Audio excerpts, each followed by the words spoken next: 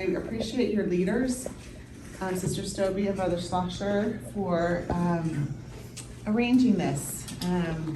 We did this, like I said, last year on a big stake scale, but it's nice to come do this in a small ward level. So thank you for being here and give us this opportunity to be here.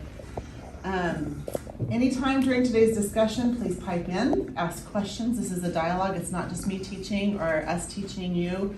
We want to know from the ground level how things are going, especially in your ward huddles, and kind of moving the work of salvation exaltation along. Amanda, would you open for us with a prayer we've been given on how they are supposed to be structured and happening, and hopefully that'll help you with your vision, maybe thinking things a little differently. This is kind of fairly new, and change can be kind of hard for a lot of people because we get stuck in meeting ruts. I know that for some meetings, for some of our state council meetings, I was invited quarterly to go. And then they changed it to monthly, and the wisdom is that what happens in a 3-month period of time?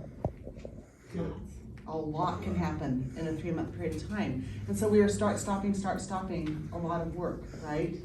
And if I just meet with someone once a month, there still is a lot that happens in a month's time. A lot can happen, right?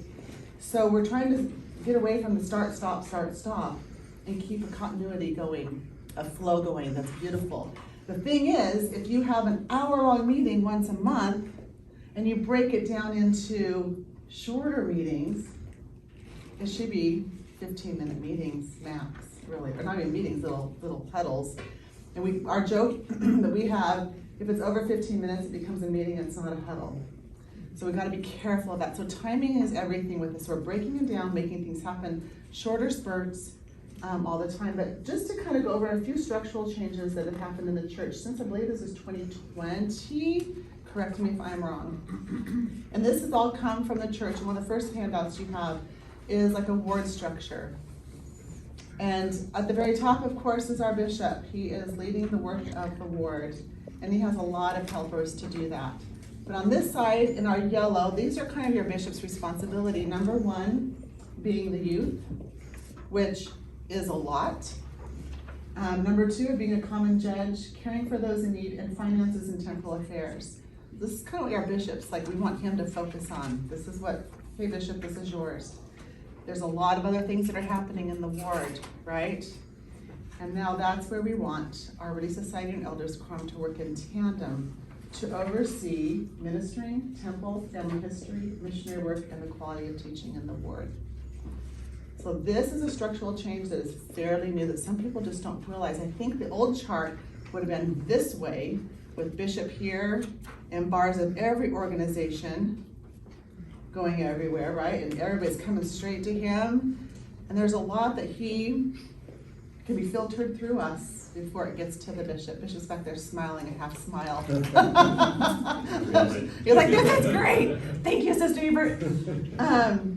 So interesting here, and I talked to my presidents when we train them, we remind them where they fall on this flow chart. Where is this? Under the bishop. Right under the bishop. And then we have our missionary and temple history underneath our elders, quorum, and Relief Society president. In fact, in our handbook, I give this to the elders, quorum, and Relief Society. Basically, this is the responsibilities in the handbook mirrored each other, which basically it's the same words, almost exactly, which I think is fantastic. So it's doing the same work.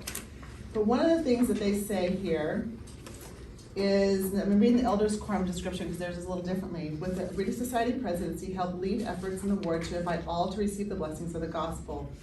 Oversee the ward mission leader if one is called. That's your elders quorum president. With the Relief Society presidency, help lead temple and family history work in the ward. Oversee the ward and temple and family history leader if one is called. And so they are the ones who are leading this work. That's why they called this meeting, right? So we can be all under that same direction from them and how we do this. The interesting part I think about this is typically our ward elders quorum Relief Society presidencies have counselors, and a counselor is over temple and family history, and another counselor is over missionary work, right? But then you have just the presidents who go to ward council, but in ward council, you have the temple and family history sometimes, and or the ward mission leader coming to ward council. So it's kind of in this weird sitting where they come back and they report to the ward council, even though they're under the direction of the Relief Society and Elders Quorum president. Does that kind of make sense of structure? That's kind of one of the big changes that people have to wrap their heads around. Okay, you go directly to your Elders Quorum Relief Society, and then they get a report to that bishop. Another thing that we encourage wards to do, is any White City warders here? I know that they were invited last minute, so they didn't attend, okay. Is that we have, I just lost my train of thought. Do you guys ever have that moment in your brain? Like, regroup here, everybody. It will come. So the goal of today is to talk a little bit about what huddles are, what they look like, and then actually we are going to break up into huddles, into groups. We kind of talk about what those look like. I remember my thought. See, it always comes. It always comes. The biggest tool any huddle can use is a plan. So hopefully you have a plan, a ward mission plan, and a ward temple and family history plan. Coming back to my first graphic, it comes through under the direction of the bishop. It comes through the Elders Quorum Relief Society, and they work with the bishop on that, with the ward mission leader and the ward temple and family history. One of the things that said here is if there is one called, some wards don't have a ward mission leader or a ward temple and family history leader. One of the counselors in the Elders Quorum is the one who takes on that role. So it's however they want to do it. I love the flexibility because it can meet the needs of the wards. I think it's fantastic. So let's do a huddle talk here. I have 3 pages here, and we're just going to kind of intertwine. I have 4 pages here. Whatever I have here, we're just going to kind of go through them. How's that? Sounds fabulous. I'm going to give you my state adult training really quick in a nutshell. If you guys like sports, anybody watch the game yesterday? Yep. Go Ducks. Yep. That's all I'm gonna say. I grew up in the Eugene Springfield area. I am web-footed.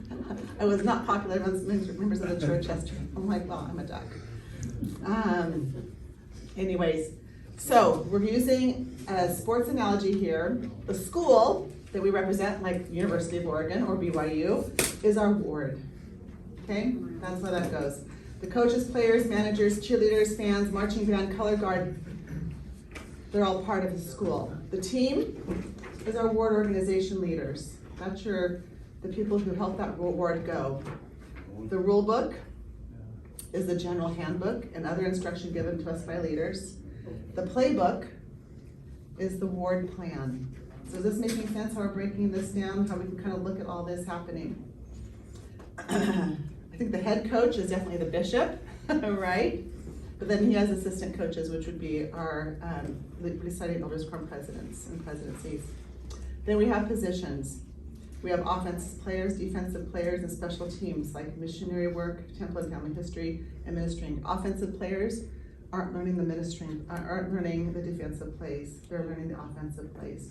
Like the special teams aren't learning offensive, right? Know your plays, know your team that you're on, the position you play. There's pregame, halftime, postgame team meetings. Those are meetings. You're gonna meet in the pregame, you're usually giving the pep talk. At halftime, you're usually giving a little bit longer talk however long that is, 12 minutes. And then the postgame is a recap of what's going on. Those are your great ward council meetings, presidency meetings, planning meetings. And then you have the huddle. Who can tell me when a huddle is done? Never. No, when a huddle is done in the game. If you're in a sports In game. between plays. In between plays, why? Tell me what's the purpose of those huddles? You're setting up your strategy for the next series of events. So if you're on the offense, you're setting up your offensive play. If you're on the defense, you're setting up your defensive play. But you're getting everybody aligned on the same goal that needs to happen to go out and execute that single event. Exactly. And one of my favorite things with that is when they're done, they do break. And what does that mean? Let's do it. Let's get her done. Let's get the job done. And then let's say it didn't happen too well. We come back to that huddle, that didn't work out too well, so maybe we need to call a different play, right? Because very seldom are you gonna see them call the same play the entire game. They're gonna switch it up a little bit according to what the needs are and how the game is going. A little note here that I have, and then I'm gonna skip to another page, is we all want the touchdown. That's 100 yards they have to go. Break it down though, because you have 4 plays to go 10 yards. And if we just take small increments and get those first downs, then we have ourselves things that are happening, then we're gonna get that ball and score, right? But if all we're gonna do is throw Hail Marys and hope that something catches at some point in time, it probably isn't gonna happen. Or happen more infrequently, because how many Hail Marys get caught? Not too many, right? We love them when they do. It's like the most thrilling moment of the game, but when we see them happen, chances are they're not gonna be caught. So does that kind of help you kind of wrap your head around what we're talking about here? Any comments or questions on that? You guys are so quiet. We're done with church, and we're done. So what do they look like? This is where I should probably call Amanda up, because she's like our huddle expert in our presence. She rolls her eyes when I say that, because you're so good at this. What are huddles? So do you want to do this? You're really good at this. Mm-hmm. She's like, sure, and She does. And this is the What Are Huddles page. Mine looks different than yours because Allison made it look pretty. Mine looks plain. It's over there, I'll be here. So I've tuned into your ward missionary huddle a couple of times. And so I kind of have an idea of how that goes. Haven't had that experience yet with your Temple and Family History one, but and then I also had visited all the huddles for every ward in the state too. And so I can tell you they happen a lot of different ways. Some people do it on Zoom every week. Some people meet right after church. Some people are really good at just texting or sending out a group email. And there isn't just one right way. And a lot of times it is using multiple resources there. You know, you meet right after church and then you're also texting each other with updates throughout the week. So it's a little bit about the when and the how. As far as what it looks like, Ann talked about them being really short. They are short, less than 15 minutes. It's a time when you come together, and I focus more on the missionary side, and in the people in attendance there, that would be your board mission leader, if you have one, your counselor from Elders Quorum, your counselor from Relief Society, a young man and a young woman. Those are the most critical players there. If ward missionaries want to come, great. If full-time missionaries want to come, great. But it's those 5 that are really the critical ones. And that's your chance where you are calling your play, which is coming off of your ward mission plan or your ward Temple Family History plan. Like, you have those goals. That's what those ward plans are. And so here's your chance. What step can we take this week to make this happen? And we know that your ward did an awesome one in Temple and Family History not that long ago, when you had all the youth inviting everyone to give them their temple ready names for baptisms. And those youth took all those names that were in your goldfish bowl to the temple and did like 150 baptisms. And we're doing it again. That's awesome. It's amazing. That's exactly the kind of thing we're going for. And that wasn't hard, right?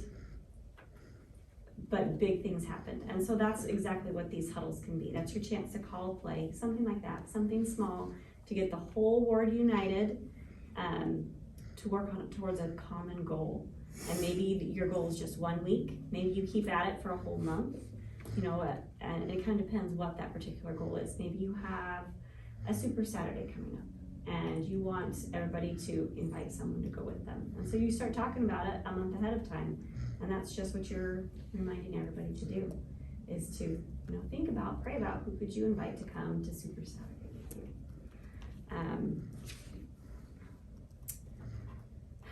Where do you want to go from here? Well, just really quick, you talked about the missionary people who belong to the missionary huddle. The Temple Family History huddle would be a Temple Family History leader if you have one in your ward. Again, Elders Quorum Relief Society. And then if you have other history consultants, if they can be invited as additional ones, as well as youth. And one of the things also I would mention is this is a time for everybody to speak. There's not one person directing traffic here. And that's really great to know, because if I can't be there one day because I'm sick or something is not quite right, the huddles can still happen, right? So that we all know what's going on. We're not waiting for sister so-and-so or brother so-and-so to come and lead the huddle. And if they're not there today, we can't do this. Because what are we doing then? We're stopping and starting. So it needs to continue. You can rethink how things are done too. So if you have one person right now who's leading the huddle every single time, maybe that needs to change. Maybe the Relief Society needs to lead it one week, the first week of every month, the second week of every month, the Elders Quorum, the third month of the week, the Ward Mission Leader, and the fourth week of the month, the youth.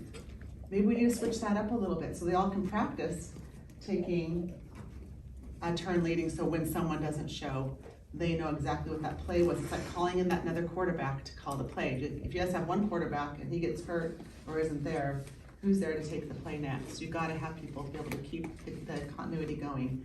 And you guys can talk about what you want that to look like in your huddles, right? That's how you guys get to make it how you want it.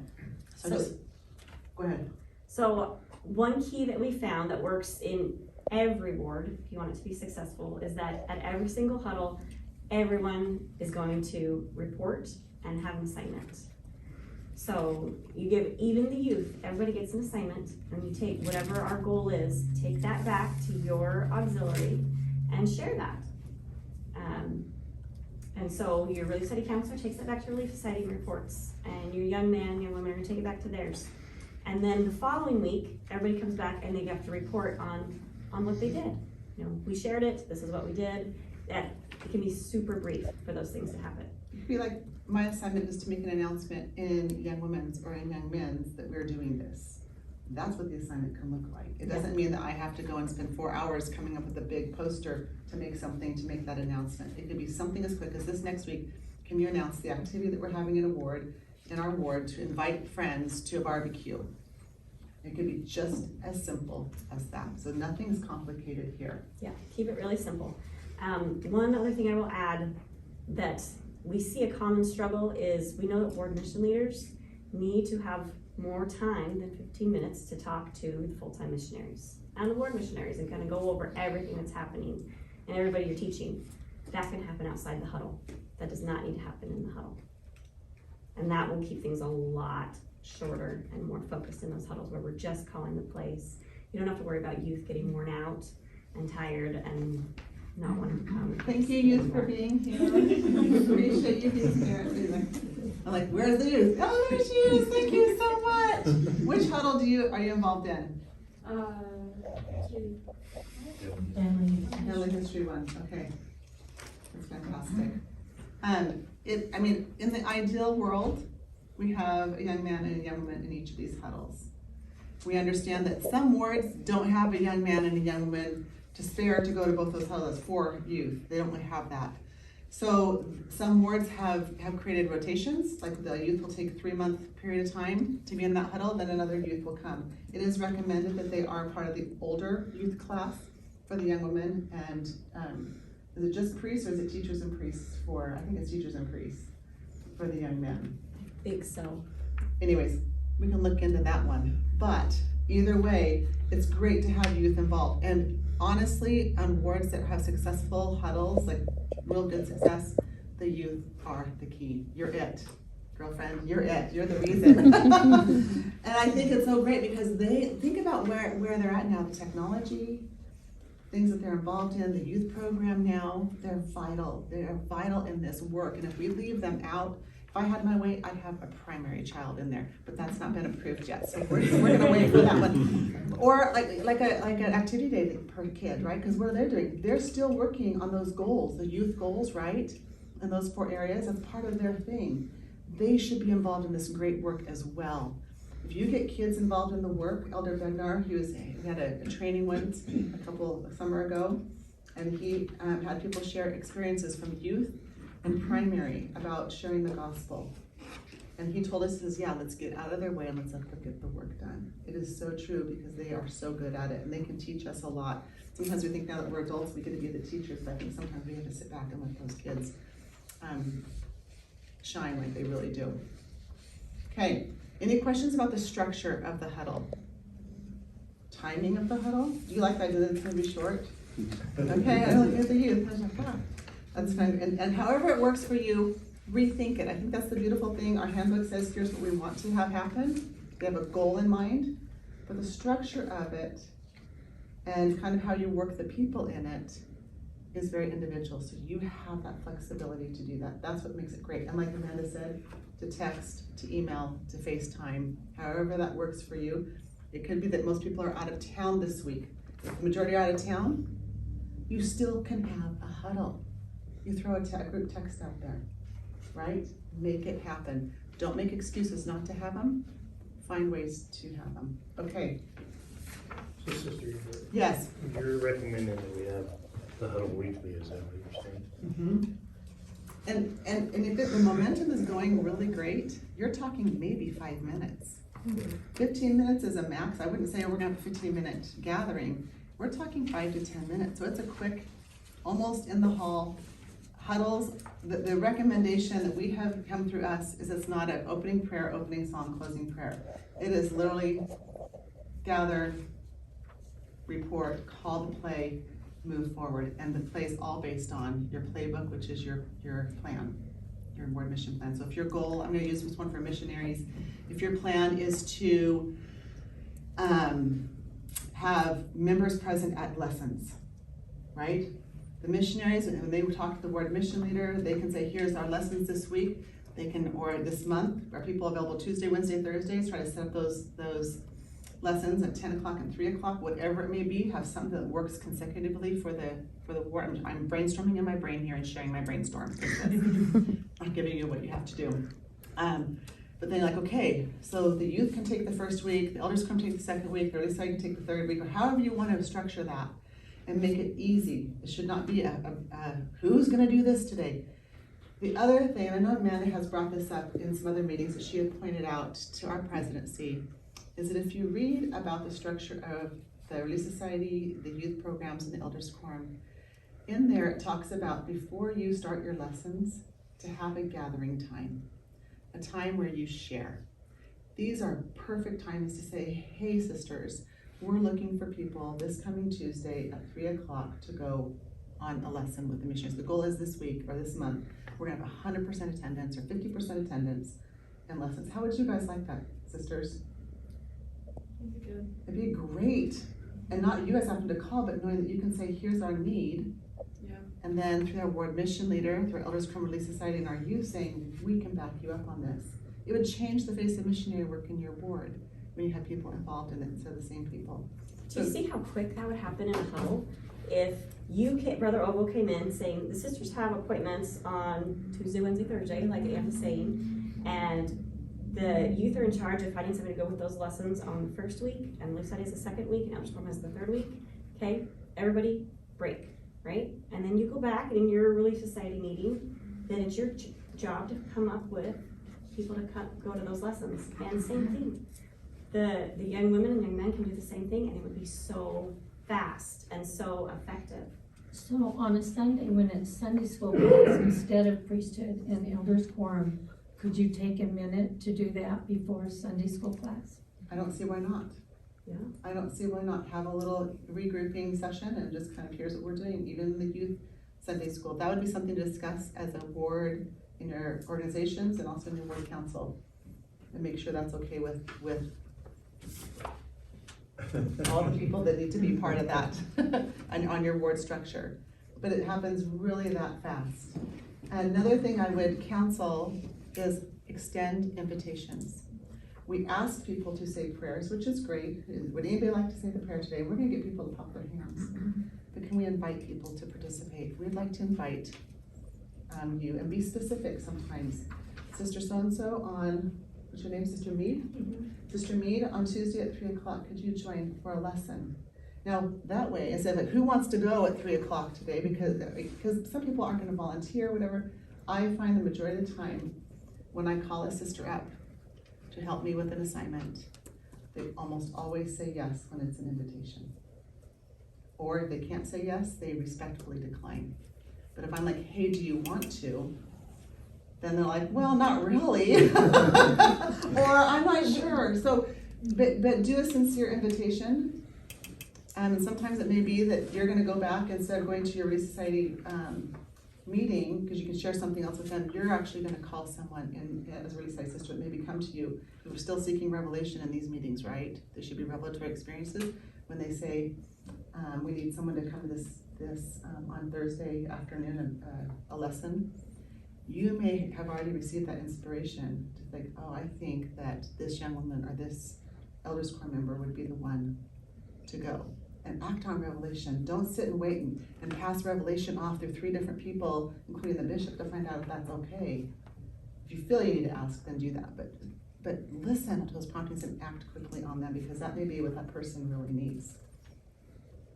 Do you understand that? Am I making any sense in the whole world? Please say yes. Okay, so what we're gonna do now, did you guys bring your word, family history, and mission plans? You have our word, Do you guys have a plan? Well, if you don't have a plan, I'm not here to chastise that either, okay? Because some do and some don't. We have great ideas, but if we don't, and great ideas work, but a plan really helps. So I'm not here to chastise we anybody. have our word mission plan, we don't have our word plan, our family history plan. We're still working on that. We're gonna pretend we do today, okay? That sounds fantastic. And actually, when you don't have that plan, those same people that are part of a huddle should probably have a meeting. That's when a meeting would be a good thing to have, is to start working that out, building a blueprint, taking it back to your elders quorum society president, who will then take it to the bishop and the ward council. Okay? So I think that bishop, am I speaking out of turn here, or am I okay? Awesome. Because it's not the bishop that needs to say, here's my plan from my ward. He wants you guys, because you've been called to the work, right? To build this plan and then run it through him, and he can tweak it. He's your editor. I'll follow. Okay, so I think we should go in separate rooms. I think so. I think so. So is the primary room just adjacent there, just back there? Yes. Okay. So we're gonna have our missionary huddle people. I haven't been to your guys' huddles. Hopefully my counselors have been to some of them. But from what I hear, you guys have something good happening here. So I don't think we're starting from scratch here. I think we're just here to give a shot in the arm is really what we're here today to do. Am I right? Yeah, Okay. yeah, I think one of our, we're really good, with during the week communication, and we're really good with reporting back. The assignment part, we're still a little weak on, and our huddles are too long. Okay. So if we can, figure out a way to, strategy to, Now you know, and actually with that knowledge, when we go sit into our groups, we know those goals. And we can talk about how can we make those things happen so that those goals can be met, yeah. right? Okay. And then we're gonna probably come back for 5 minutes to wrap everything up, have question answer, and then we're done. So let's do 20 minutes. So about 45, does that Okay. sound good? Sounds Okay. great. Start the lead. I'm sitting here now. Alright, so, alright, welcome everybody to the Family History Huddle. You're the counselor in the elders quorum, right? Yes. Okay, do you have a ward, do you have a temple family history leader here in the ward? Do, but she's not able to make it today. Okay, great. Yeah, so Sister Beal. Okay, great. And she's fantastic at it. Okay, great. Okay, so last month we had our activity, our temple activity, where we submitted names for everybody. That went really well. We were able to do about 150 names in the temple for the youth. So we got confirmations, baptisms all done. We had great attendance from the youth, so that was fantastic as well. So really huge success. So I think we want to build off of that and look at our next steps. Things that we can continue to do to help those names that we've already done. Some suggestions might be a ward temple day where we do initiatories, and then we do the endowment sessions, sealings, things of that nature. I understand that you can't do initiatories on the same day that you do, or at the same time that you do endowments, is my understanding, that you have to schedule those a little bit differently. So we probably have to have a day where we do initiatories, and then we can have a day where we do the ordinances piece of it. So I think that's our next topic to discuss, and we'll just need to think about what dates work well for that. So that's the first thing. The second thing is that we're planning a activity, I think it's run by the Relief Society, where we're gonna have booths, and in each one of those booths, a group has a certain responsibility geared around family history. Not sure necessarily what all those booths were. I think we talked about it in our last huddle, but I can't recall all of those, so I will let Sister Beal. Sister Beal talked about doing like media or how to get video and photos and Yeah, let your family it history. wasn't necessarily, we weren't gonna get into great depth about how each of the things work. It was more of an introductory to how it worked, was my understanding. But Sister Stovey, I think she's spoke about it a lot, and maybe Sister Judy, you might. Pretty much, what we're planning is just 5 or 6 minute introductions to the 4 topics that will be gone over, and we'll go from there as far as going into depth a little bit more with it. We're wanting people to come to see an overview, to see how easy it is to do, so that it's not this long, complicated, drawn-out thing of family history, having to do so much. It's just one little aspect of family history and how it plays a factor as far as in the temple is concerned. Now, do we have assignments for people in the different booths already? There are, it's not completely set up, but it's. Just sit there and be quiet, but don't be afraid to speak out. Don't be afraid to raise your hand or say, excuse me, I have something to say. Especially if you go back to your youth group and on Sundays, you say, okay, we're gonna take a few moments to talk about Temple and Family History work, what's happening, here's our call to action this week.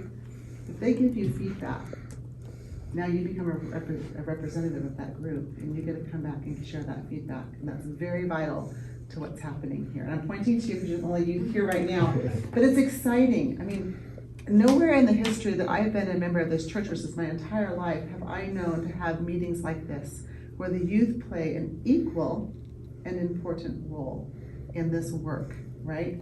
Typically, our mind tells us that we as youth are gonna sit here and let the adults do their thing, and we're like, okay, let me know what I'm gonna do. And the prophet and the Lord is saying, no, we need you to be just as active participant, so don't be afraid to take that mantle and to just like, guys, I have something to say, or guys, I have an idea, or my youth group, when we talked about Temple and Family History work, we thought of this great idea. Does it fall into our word plan? Yes, it does, and we'd like to see this happen. If you did that, first off, you'd have to close their jaws, right? Because they'd be like, what just happened? But also, they'd be like, this is amazing. They'd probably go home and talk about it, because it's important that you take that lead, okay? And if you struggle with that, you call Sister Ebert and I'll here to back you up. Yeah, you guys have great. Any feedback? Yeah, I mean, I go along with the youth. The same thing when I've seen the youth take charge of something, they usually see things better and different than the adults do. So I'm totally on board with that. And if you can encourage that, and absolutely go for that. Assignments, because then there's nothing to report back for the next huddle. And and that can be done during the week too. I still like to see communication for the missionary huddle during the week, but the actual physical in-person huddle, whether it's in a room or in the foyer away from everybody, or between, if the bishop allows us to go between sacrament and Sunday school, should be making sure that, I think assignments are more important than the actual report. I mean, because they might not have any progress on the report. That should go pretty quick, but the assignments are important. I think even if it's something simple like President Ebert said, just making a phone call or following up on something. Or making an announcement in your class meeting or exactly young men's, Relief Society or. Yeah. And we can even be proactive before the next huddle. We can actually send text out to everybody in the huddle and let them give them an update, so they know ahead of time what it's going to be, and then you don't have to talk about it. Because we have a good text stream that we do communicate pretty well. That way, if they have any questions, they can ask quickly at the huddle. They already know what it's about.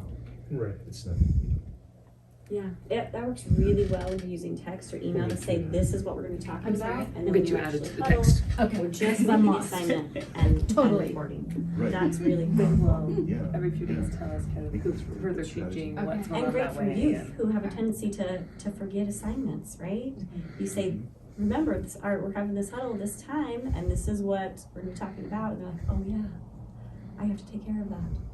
So it can be really effective. And I've been in enough meetings that you're like, so we need to have a member at a lesson. who do you think would be good for this person? Everybody kind of sits there and hums and haws and drags your meeting out. You see how much more effective it would be if you just say, Sister Laird, we need somebody from the Relief Society to go on a lesson next week at this time. And then it's up to her to then seek inspiration and go to the Relief Society and come up with that. Like that. Oh, that makes sense. Yeah, sending out the invitations. like I said. How has your list you guys gone? I just remembered about that. Have you had a chance to I use it? haven't gone through all of it yet, but I've gotten through quite a bit of it. Marked down a lot of people that need to be contacted. Okay, so this is really good discussion. Let's take and role play. We do President, Slosh, President, I forgot my copy. In the truck today. Yeah, I only have one copy, but I can pass it around. Oh, Sister Stone, we've had to We read revamp it it. well, that's good. Board mission plans should be updated and revamped and stuff. Yeah. Okay, so we have key players here. You're from Elders Quorum. Yeah, I'm representing Brother Sperling, who's on quarantine right now, unfortunately. Oh. He's the counselor in charge of the district. Very good. And Relief Society. Delina. So nice to meet you. You're representing Relief Society. Sorry. And then we don't have youth. Who wants to be our youth representative? At the state committee. Gotcha. Sister Megan, Jarvie, you're do you want to come up here and pretend you're a youth? She is. Well, that's it. Okay. Good, And, she's our seminary teacher. and Brother Ogle, you get to lead this. So let's do a huddle. Let's see if we can do one in 5 minutes. And can Donovan be the youth for the? You want to be a young I can man? pretend to be too. We've got everybody we need. Donovan, I don't think you have to pretend. Okay, Just from background like family. so welcome everybody to the Ward Mission Huddle today. Today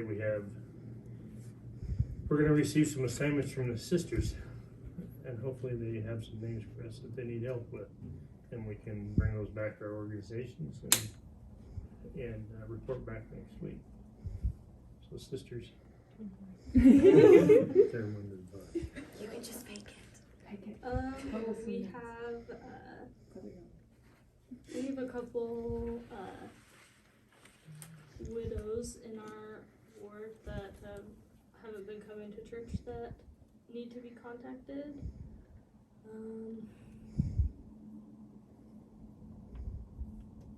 That's all I can think of. So the widows that would fall with the Relief Society, if we could get assignments to them, if you guys can get them their names, then we can report back, and if we need to involve some of the other or auxiliaries, we can definitely do that.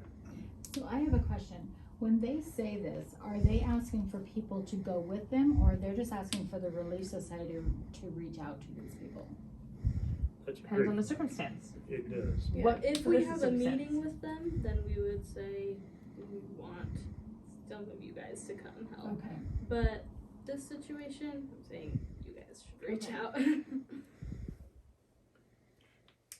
I'd like to report back from last huddle that we had.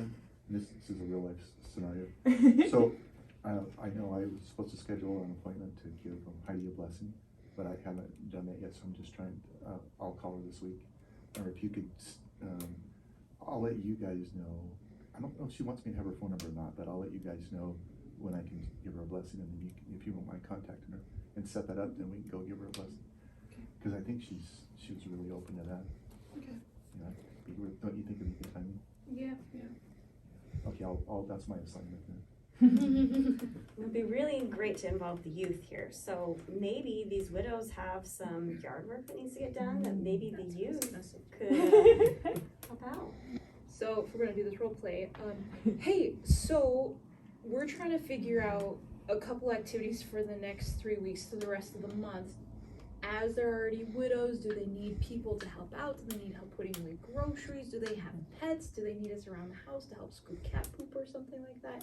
Something that we can do to help so we can get some service for the rest of the youth. I'm sure that there are some of them that would definitely love service. We haven't really reached out to any of them, but if you guys could like set up an activity to go over that would probably be good. Let's fast forward a couple of days. Here it is Tuesday, and the sisters have checked in that they have Sister Smith and Sister Jones, their widows, who definitely love some service. And they have taken and texted Sister Jarvie about this. And so then at Mutual, Wednesday night, Sister Jarvie gets to go to the young women and be like, hey, we have these two sisters. We'll need some service. Can we do it on, September 30th? Let's go do that.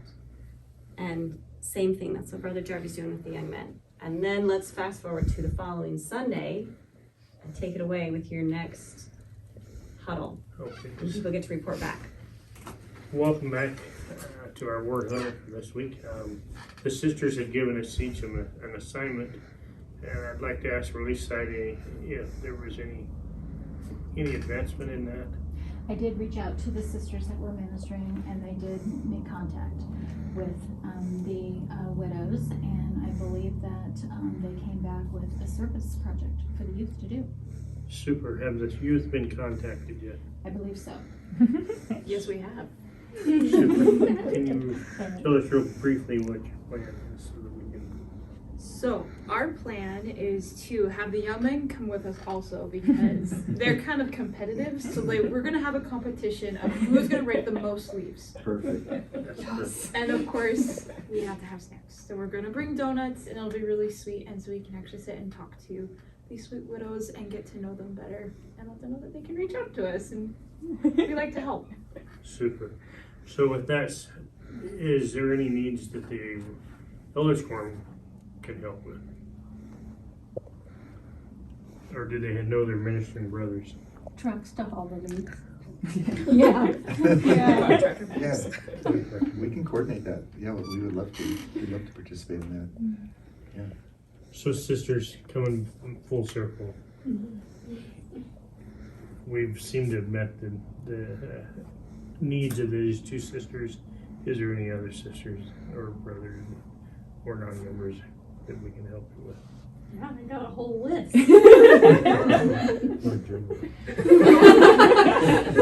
That was great. And then it just keeps getting going, right? And then you get to come up with a new assignment for the following week. Right.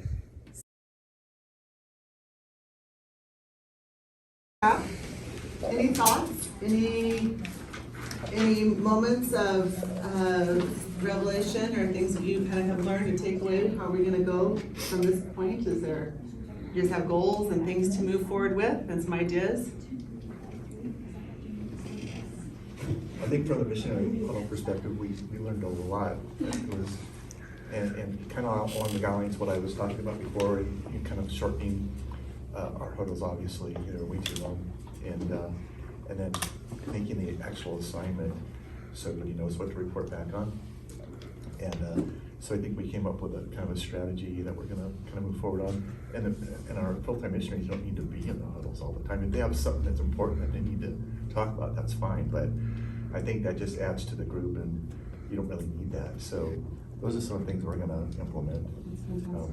Yeah, right away. Because our communication during the week is pretty darn good. And texting is wonderful. Better than email, better than phone calls, don't you think? I think so, yeah. It works for us, so. I love it. Any other insights or thoughts? Yes. I kind of like the role playing because you see how simple it is, and it's really easy, I think, to overthink it and make it more complicated than it needs to be.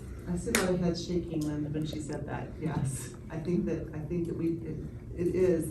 it's simple-minded. We are changing our mindset from a meeting to a quick little gathering, right? And if we can touch on just one or two things in our huddles and then move forward with them, you're gonna go back next week and regroup, so you don't need to talk about everything, right? So I think we can drop that notion that we have to own everything at one time. Exactly. Anything else? Oh, real quickly, another thing that Amanda brought up is if you text your progress during the week of what you're gonna report on, when you get to the huddle, people already know that. Mm-hmm. So you basically, that gets done really quickly, and then you can make assignments and speed up the process. That is fantastic. Yeah. Fantastic counsel. Tell you she's our huddle expert. She rolls her eyes every time, does that? Stop! We like how we were able to make assignments to people and then talk about how in our next meeting, we were gonna follow up with those assignments and see what else needed to happen. I love that. I love like the follow-up, and also next meeting, here's what we're gonna talk about. So it just kind of kept the momentum, so it wasn't a start-stop. It was okay, we got this done, next week we'll follow up on this and then do this. To kind of almost get that ready. And sometimes when you get a coach calling huddles, they have kind of 3 or 4 plays ready to go, right? They're just gonna call one at a time, but they kind of know if this one works well, we're gonna probably do this one. Have you ever seen really quick offenses where they go straight from the play back into the lineup rather than the huddle? Because they already knew what was gonna happen. It was instinctive for that to happen. Thank you guys for your time today. I hope this was instructive. I hope you learned a little bit. It was actually great bringing in the youth and our ward mission leader and the bishop and all the other players that are part of this to kind of put everybody remotely on the same page with the same goals in mind. And again, this may be a great time to look at your ward mission and Ward Temple Family History plans as we start approaching the end of this year, moving into 2023. When the Temple and Family History huddle, we were meeting, they were talking about, I'm like, they basically have their word plan. It's just not formalized, because what they were talking about made all sense, that they knew exactly the direction that they were going to go. So you guys are doing fantastic work. Thank you for being the boots on the ground. It is an exciting time to be a member of the church and to be part of this this work of ministering Temple and Family History and missionary work. It is so exciting, and I love when I go back and read our prophet's plea and our invitation to be part of this work, because his enthusiasm and his excitement gets me enthusiastic and excited about it too. And I look forward to hearing what he has to say about it, because you know he's going to talk about the gathering of Israel. You know he's going to talk about staying on the covenant path. You know he's going to talk about this great work of exaltation and salvation. It almost always comes out of his mouth some way. Look for it and realize that you're part of that great work. And I leave that today with you in the name of Jesus Christ.